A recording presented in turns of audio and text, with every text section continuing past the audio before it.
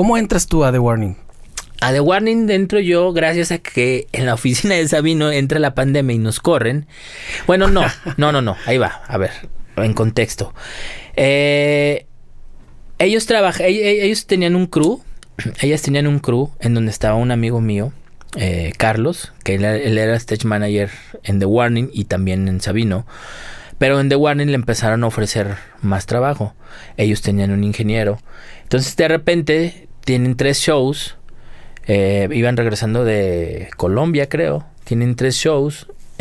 Y estaban buscando a alguien. Entonces, mi compa me dice, oye, hazme el paro para hacer estos 3 shows. Yo sé que estás con Sabino, pero no se juntan las fechas. Hazme el paro, sacamos estos 3 shows. Pero ¿cómo es la onda? Y explícame, porque es un proyecto de Monterrey. Es un proyecto de Monterrey. ¿Cómo buscan gente de Guadalajara? Curiosamente, con el paso del tiempo, hablando con Luis, que es el papá de las chicas y es el manager de la banda, me dice que es por la actitud. Porque Luis, de alguna manera, está muy ligado a la industria de la música en Monterrey. Uh-huh. Él tuvo un estudio que se llamó Cuarto de Control. Sí. Su socio era Toy. Machete. Y produjeron cosas muy importantes, ¿no? En la industria. Entonces conocí a muchos ingenieros y todo, pero nunca se enganchó. Entonces de repente le hablan a una persona aquí en Guadalajara, luego me hablan a mí, le hablan a Carlos, y pues hemos hecho esa como buena química de actitud y de trabajo. ¿Tu primer acercamiento cuál fue? Mi primer acercamiento fue con ellos cuando necesitaban a alguien que les pudiera hacer los 3 shows en México. Íbamos a hacer Aguascalientes, Zacatecas y San Luis. Sala. Ajá. Pues salen monitores en realidad, porque eso era una banda que en ese momento estaban bien chiquitas. O sea, la bajista tenía 15 años cuando yo la conocí, güey. Wow.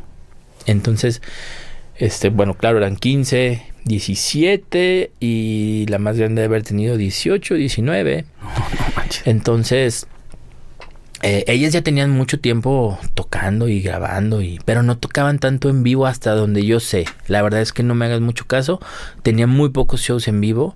También creo por la complejidad de la edad de ellas. O sea, no era tan fácil como que meterlas a un bar y que estuvieran tocando. Entonces, claro. Pero bueno, sí tenían cierto camino ya y sobre todo por el estilo, porque a lo mejor hubiera sido más fácil si fuera pop, pues meterse a todas estas cosas de pero pues ellas son rockeras, les gusta, la verdad, ¿no? Entonces, me hablan para hacer estos 3 shows, les gustó mi chamba, después hay una propuesta para ellas en Nueva York, como a los 5 meses, en Nueva York, en donde iban a hacer la presentación y el acercamiento hacia la disquera que ahora tiene The Warning, pero había que hacer 2 shows en Nueva York, ¿no? O bueno, un show. Uh-huh. Después se sumó un segundo. Entonces me dicen que si no me interesaba ir, les dije, sí me interesa, pues no tengo chamba con Sabino, vamos haciéndolo, ¿no?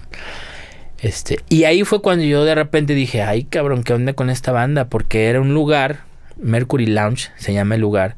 No es un lugar muy grande, pero tampoco era muy chico, le caben alrededor de 450, 500 personas. Y la primera función se vende en 2 días. Ay cabrón. Y yo dije, ay cabrón. O sea, ya quisieran un chingo de bandas más chidas tocar en Nueva York y llenarlo, cabrón. Ahí sí que recuerdas el año, ¿no? No hace tanto. No, güey, no me acuerdo del año, pero, o sea, si me das chance, ¿sabes? Lo puedo checar en mi teléfono. ¿Sí sabes en qué año estamos? Sí sé en qué año estamos, pero traigo un tema muy loco con el tiempo. Debió de haber sido 2019, por ahí. O chance 2018, a finales del 2018, sí. Y entonces, claro, hacemos ese y la gente dice, oye, pues queremos abrir otra fecha. Y abren al día siguiente otra fecha y se vende también otra vez en 2-3 horas. Y dije, ay, cabrón, pues ya son 1,000 personas en Nueva York. ¿Y esos shows los hacían ellas solas? Sí. Cabrón. Y entonces hacemos los shows a los compas de la disquera, sobre todo a una chica, Devon se llama, que era como la que estaba muy interesada en el proyecto. le parece increíble el proyecto y se empieza a hacer la relación ahí como para empezar a trabajar juntos y así queda. Fue un éxito eso en Nueva York. En febrero se abren unas fechas en el Whisky a Go-Go en Los Ángeles y pasa exactamente lo mismo, güey. O sea, en 2 días se venden las 2 fechas. Uh-huh. Y entonces yo volví a decir así como, ¿qué pedo, güey? O sea... ¿Y es la primera vez que tú ibas para allá? Sí, a trabajar, sí. ¿Cómo es, por ejemplo, verte a ti mismo en el Whisky a Go-Go? Que te estoy seguro que lo leíste y lo viste en miles de lugares. O sea, es que ahí estuvo todo el mundo, pues cabrón. Sí, güey, es que es muy curioso porque de repente cuando me dicen, oye, pues vamos a Los Ángeles. Tenemos 2 shows en Los Ángeles, ¿te prendes? Y yo, sí, no tengo shows con Sabino. Ahí yo todavía trabajaba con Sabino. No tengo shows con Sabino. Sí me prendo, hagámoslo. ¿Dónde es? No, pues que en el Whisky a Go-Go. Y yo dije, pues está chido. Le dije, pero el otro ¿dónde es? No, los 2 son ahí. Dije, cabrón. Y entonces me empezó a clavar a ver y pues sí, también se vendieron rapidísimo los 2 shows, güey. Qué cabrón. Y entonces dije, cámara, pues O sea, de ahí te diste cuenta que hay algo, sí, cabrón. Pues desde antes, o sea, en realidad desde el primer show que yo trabajé con ellas, que las vi tocar y vi lo disciplinadas que son, porque claro, o sea, yo llego y lo primero que me pregunta Luis, que es el papá y que está encargado también de la parte técnica, es ¿cómo haces tú tu flujo de trabajo? No, pues hago esto, hacemos esto. Perfecto. Era un gran apoyo que estuviera Carlos, porque trabajaba yo con Sabino, entonces ya sabíamos cómo trabajábamos mutuamente. Claro. Y empezamos a hacerlo así, y entonces de repente les digo yo a las chicas, oigan, pues vamos haciendo esto, ok, pum, perfecto. Y unas pruebas de sonido rapidísimas, güey.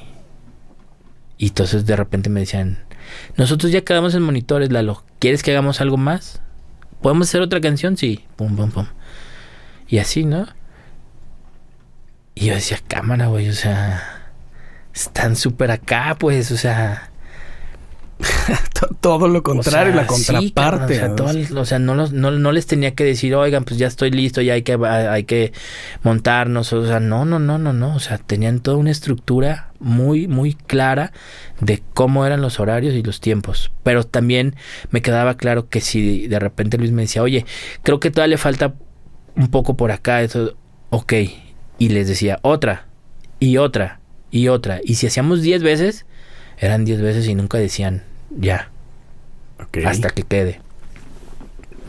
Güey, o sea, entonces sin precedentes. También yo de repente dije, ay, cabrón, o sea, me están obligando a aumentar mi parámetro de calidad, cabrón, claro. ¿Sabes? O sea, porque también Luis tiene una característica bien chingona, que es él es ingeniero.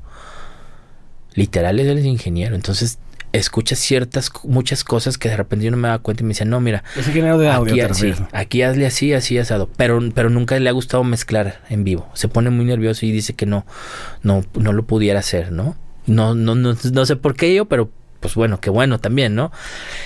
Sí, yo le he aprendido un chingo. No tienes idea de lo que le he aprendido. En cuanto a conceptos. En cuanto a todo. Cosas de conceptos, cosas de cómo puedes hacerlo, utilización de plugins, utilización de 1000 cosas. En tecnología es una persona que va a la vanguardia de lo que hay en pro de que la banda suene en ese nivel. Y de repente me decía, es que nuestra competencia más cercana puede ser en sonido, puede ser esta banda. Y yo decía, ay güey, pues es una banda internacional, por eso. Y entonces era clávate y estudia. En un principio yo no, o sea, sí le daba su valor, obviamente, porque siempre he sido así, pero como sabía que no me iba a quedar, pues tampoco me clavaba tanto. Uh-huh. Y yo de repente, después de lo del Whisky a Go-Go que me hacen la oferta, les dije, yo no puedo porque tengo un compromiso con Sabino. Entonces déjenme terminar con Sabino y sí me interesa. Y me interesa un chingo. Nada más necesito tiempo.